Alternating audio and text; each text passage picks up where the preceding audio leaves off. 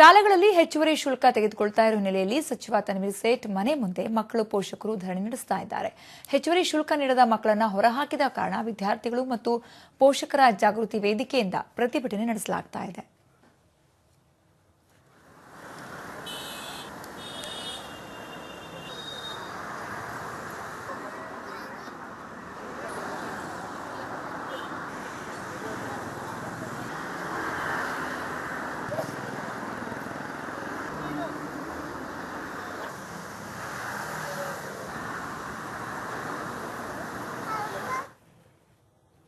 ಶಾಲೆಗಳಲ್ಲಿ ಹೆಚ್ಚುವರಿ ಶುಲ್ಕವನ್ನು ತೆಗೆದುಕೊಳ್ತಾ ಇದ್ದಾರೆ. ಈ ಹಿನ್ನೆಲೆಯಲ್ಲಿ ಶುಲ್ಕ ನೀಡದ ಮಕ್ಕಳನ್ನ ಶಾಲೆಯಿಂದ ಹೊರಹಾಕಿದ ಹಿನ್ನೆಲೆಯಲ್ಲಿ ಪೋಷಕರು ಮಕ್ಕಳ ಜೊತೆಗೆ ಸೇರಿಕೊಂಡು ಏನು ಸಚಿವ ತನ್ವೀರ್ ಸೇಠ್ ಅವರ ಮನೆ ಮುಂದೆ ಧರಣಿಯನ್ನ ಮಾಡ್ತಿದ್ದಾರೆ. ಈ ಒಂದು ಸಮಸ್ಯೆಗೆ ಪರಿಹಾರ ಕೊಡಬೇಕು, ತಮ್ಮ ಮಕ್ಕಳ ಭವಿಷ್ಯಕ್ಕೆ ಪರಿಹಾರ ಕೊಡಬೇಕು ಸಚಿವರು ಅಂತ ಹೇಳಿ ಏನು ಮಕ್ಕಳನ್ನ ಈ ಒಂದು ಫೀಸನ್ನ ನೆಪ ಇಟ್ಕೊಂಡು ಶಾಲೆಯಿಂದ ಹೊರಹಾಕಿದ್ದು, ತರಗತಿಯಿಂದ ಹೊರಹಾಕಿದ ಕಾರಣದಲ್ಲಿ ಈ ಪ್ರತಿಭಟನೆ ಮಾಡ್ತಾ ಇದ್ದಾರೆ. ತನ್ವೀರ್ ಸೇಠ್ ಅವರ ಮನೆ ಮುಂದೆ ಪೋಷಕರು ತಮ್ಮ ಮಕ್ಕಳ ಜೊತೆಗೆ ಏನು ಪ್ರತಿಭಟನೆಯಲ್ಲಿ ಪಾಲ್ಗೊಂಡಿದ್ದಾರೆ.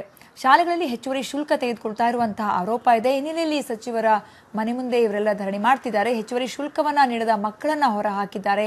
ಹೀಗಾಗಿ ಈ ಒಂದು ಪ್ರತಿಭಟನೆಗೆ ವಿದ್ಯಾರ್ಥಿ ಹಾಗೂ ಪೋಷಕರ ಜಾಗೃತಿ ವೇದಿಕೆ ಪ್ರತಿಭಟನೆ ಧರಣಿಗೆ ಮುಂದಾಗಿರುವಂಥದ್ದು. ಶುಲ್ಕ ನೀಡದ ನೆಪವನ್ನ ಹಾಕಿ ಏನು ಯಾವ್ಯಾವ ಶಾಲೆಗಳು ಈ ರೀತಿ ಮಕ್ಕಳನ್ನ ಹೊರ ಹಾಕಿದ್ದಾರೋ ಅವರ ವಿರುದ್ಧ ಕ್ರಮ ತೆಗೆದುಕೊಳ್ಬೇಕು ಅನ್ನುವಂತಹ ಒತ್ತಾಯವನ್ನ ಮಾಡ್ತಿದ್ದಾರೆ.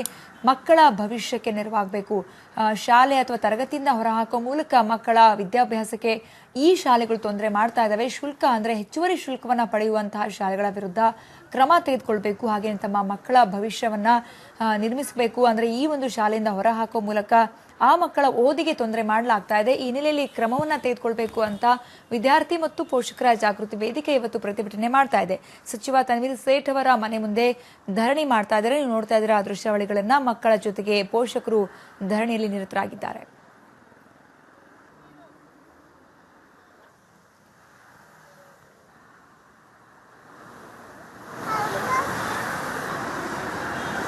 ಖಾಸಗಿ ಶಾಲೆಗಳ ಅಲ್ಲಿ ಏನು ಹೆಚ್ಚುವರಿ ಶುಲ್ಕವನ್ನ ಪಡೆಯಲಾಗ್ತಾ ಇದೆ ಪೋಷಕರಿಂದ ಅನ್ನುವಂಥ ಆರೋಪ ಏನಿತ್ತು. ಆ ಆರೋಪದ ಜೊತೆಗೆ ಇದೀಗ ಒಂದು ಮುಂದುವರಿದ ಹೆಜ್ಜೆ ಅಂತ ಹೇಳೋದಾದ್ರೆ ಆ ಶುಲ್ಕವನ್ನ ನೀಡದಂತಹ ಮಕ್ಕಳನ್ನ ಶಾಲೆಯಿಂದ ಹೊರಹಾಕಿದಂತಹ ಘಟನೆ ಕೂಡ ನಡೆದಿದೆ. ಕೆಲ ಶಾಲೆಗಳಲ್ಲಿ ಅಂತಹ ಮಕ್ಕಳನ್ನ ಹೊರ ಹಾಕಿದ್ದಾರೆ, ತರಗತಿಗೆ ಸೇರಿಸಿಕೊಂಡಿಲ್ಲ. ಹೀಗಾಗಿ ಪ್ರತಿಭಟನೆ ಮಾಡ್ತಿದ್ದಾರೆ ಪೋಷಕರು ಮತ್ತು ಮಕ್ಕಳು.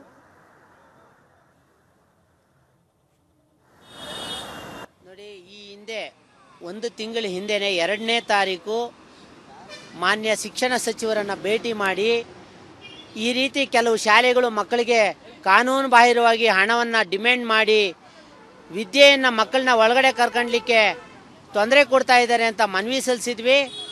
ಸಚಿವರು 3 ದಿನದಲ್ಲಿ ಈ ಸಮಸ್ಯೆಯನ್ನು ಬಗೆಹರಿಸಿ ವರದಿ ಕೊಡಿ ಅಂತ ಹೇಳಿದ್ರು. ಯಾವುದೇ ಕಾರಣಕ್ಕೂ ಯಾವ ಅಧಿಕಾರಿನೂ ಸಮಸ್ಯೆ ಬಗೆಹರಿಸಲಿಕ್ಕೆ ಸಾಧ್ಯವಾಗಲಿಲ್ಲ. ಬನ್ನಿ ಕುರಿತಂತೆ ಅಷ್ಟು ಮಾಹಿತಿ ಕೊಡ್ತಾರೆ ನಮ್ಮ ಪ್ರತಿನಿಧಿ ಶಶಿರೇಖಾ ದೂರವಾಣಿ ಸಂಪರ್ಕದಲ್ಲಿ. ಶಶಿರೇಖಾ, ಏನಿದು ಅಂದ್ರೆ ಹೆಚ್ಚುವರಿ ಶುಲ್ಕವನ್ನ ಪಡ್ತಾ ಇರುವ ಸಂಬಂಧಪಟ್ಟಂತೆ ಆರೋಪ ಮಾಡಿದ್ರು, ಅಂದ್ರೆ ಅದ್ರ ಬಗ್ಗೆ ಕಂಪ್ಲೇಂಟ್ ಕೊಟ್ಟಿದ್ರು. ಸಚಿವರು ಕೊಟ್ಟಂತ ಆದೇಶ ಏನು ಪಾಲಿಕೆ ಆಗ್ತಿಲ್ಲ, ಅದ್ರ ಬಗ್ಗೆ ವರದಿಯನ್ನ ಏನು ಕೊಡ್ಲಿಲ್ವಾ? ಹೀಗಾಗಿ ಧರಣಿ ಮಾಡ್ತಿದ್ದಾರೆ ಹೇಗೆ ಪೋಷಕರು? ಸಬಿತಾ, ಆರ್ಟಿ ಪೋಷಕರು ಏನು ಹೇಳೋದಂದ್ರೆ ಹೆಚ್ಚುವರಿ ಶುಲ್ಕವನ್ನ ವಸೂಲಿ ಮಾಡ್ಲಾಗ್ತಿದೆ ಅಂತ. ಸುಮಾರು ಸರ್ಕಾರ ಈ ಮಕ್ಕಳಿಗೆ 11,600 ರೂಪಾಯಿಯನ್ನ ನೀಡುತ್ತೆ. ಹಾಗಾಗಿ ಯಾವುದೇ ಶುಲ್ಕ ಕಲೆಕ್ಟ್ ಮಾಡಬಾರ್ದು ಅಂತ ಈಗಾಗ್ಲೇ ಸ್ಪಷ್ಟವಾಗಿ ಹೇಳಲಾಗಿದೆ. ಆದ್ರೆ ಅದು ಕೇವಲ ಕಡತದಲ್ಲಿ ಮಾತ್ರ ಉಳ್ಕೊಂಡಿದೆ. ಮಕ್ಕಳಿಂದ ನಿರಾತಂಕವಾಗಿ ಈ ಖಾಸಗಿ ಶಾಲೆಗಳು ಶುಲ್ಕವನ್ನ ಹೆಚ್ಚುವರಿಯಾಗಿ ಕಲೆಕ್ಟ್ ಮಾಡ್ತಾನೆ ಇದಾವೆ. ಈ ಕುರಿತಂತೆ ಎಷ್ಟೊಂದು ದೂರು ಶಿಕ್ಷಣ ಇಲಾಖೆ ಬಾಗ್ಲಿಗೆ ಹೋದ್ರು ಶಿಕ್ಷಣ ಇಲಾಖೆಯಿಂದ ಕೇವಲ ನಾವು ಪರಿಶೀಲಿಸುವುದಾಗಿ ಹೇಳ್ತಾರೆ ಹೊರತು ಅದ್ರ ಬಗ್ಗೆ ಯಾವುದೇ ಒಂದು ಕ್ರಮ ಸಹ ತೆಗೆದುಕೊಂಡಿಲ್ಲ. ಇದಕ್ಕಾಗಿ ಒಂದು ಸಮಿತಿ ಇದೆ, ಆ ಸಮಿತಿನೂ ಸಹ ಯಾವುದೇ ಕ್ರಮ ತೆಗೆದುಕೊಂಡಿಲ್ಲ. ಹಾಗಾಗಿ ಖಾಸಗಿ ಶಾಲೆಗಳು ನಿರಾತಂಕವಾಗಿ ಎಲ್ಲ ಪೋಷಕರಿಂದ ಸುಮಾರು 16,000 ರೂಪಾಯಿಗಳನ್ನ ಪಿಕ್ತಾ ಇದ್ದಾವೆ. ಕೊಟ್ಟಿಲ್ಲ ಅಂದ್ರೆ ಮಕ್ಕಳಿಗೆ ತೊಂದರೆ ಆಗ್ತದೆ. ಒಂದು ಏನು ಈಗಾಗ್ಲೇ ಇದಲ್ಲದೆ ಸಮವಸ್ತ್ರವನ್ನಾಗ್ಲಿ ಪಠ್ಯ ಪುಸ್ತಕವನ್ನಾಗ್ಲಿ ಅದೇ ಶಾಲೆಯಲ್ಲಿ ತೆಗೆದುಕೊಳ್ಬೇಕು ಅಂತ ಹೇಳಿ ಕಡ್ಡಾಯ ಮಾಡಬಾರ್ದು ಅಂತ ಸಹ ಸರ್ಕಾರ ಹೇಳಿದೆ. ಆದ್ರೆ ಈ ವಿಷಯದಲ್ಲೂ ಸಹ ಖಾಸಗಿ ಶಾಲೆಗಳು ತಮ್ಮ ಶಾಲೆಯಲ್ಲೇ ಈ ಎಲ್ಲ ವಸ್ತುಗಳನ್ನು ತೆಗೆದುಕೊಳ್ಬೇಕು, ನಾವು ಈಗಾಗ್ಲೇ ಇದನ್ನೆಲ್ಲ ತೆಗೆದುಕೊಂಡು ಬಂದ್ಬಿಟ್ಟಿದೀವಿ ಅಂತ ಹೇಳಿ ಒಂದು ಒತ್ತಡವನ್ನ ಮಾಡ್ತಿದ್ದಾರೆ. ಈ ನಿಟ್ಟಿನಲ್ಲೇ ಇವತ್ತು ಪೋಷಕರು ಸಚಿವರ ಮನೆ ಮುಂದೆ ಧರಣಿ ಮಾಡಿದ್ದಾರೆ. ಈ ಧರಣಿ ಮಾಡಿ ಮುಂದೆ ಕ್ರಮ ಕೈಗೊಳ್ಳಬೇಕು ಅನ್ನೋದು ಅವರ ಆಗ್ರಹ ಆಗಿದೆ. ಸಬಿತಾ, ಧನ್ಯವಾದ ಶಶಿರೇಖಾ ನಿಮ್ಮೆಲ್ಲ ಮಾಹಿತಿಗಾಗಿ.